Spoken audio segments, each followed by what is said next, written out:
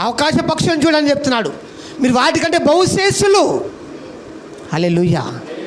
కానీ మనుషుడు దేవునికి అవకాశం ఇయ్యక ఆ యొక్క స్ట్రగుల్స్ తోటి, ఆ యొక్క పరిస్థితులతోటి నగలగొట్టబడుతున్నాడు.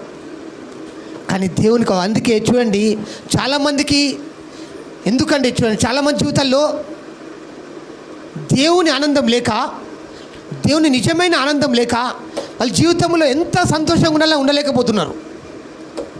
ఎందుకు అంటే దేవుని ఆనందం ఎట్లా వస్తుంది?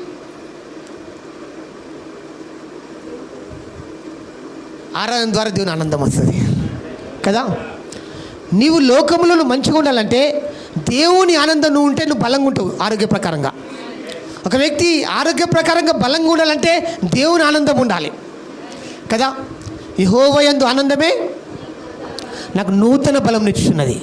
నీకు నూతన బలం కావాలి అంటే దేవుని సన్నిధి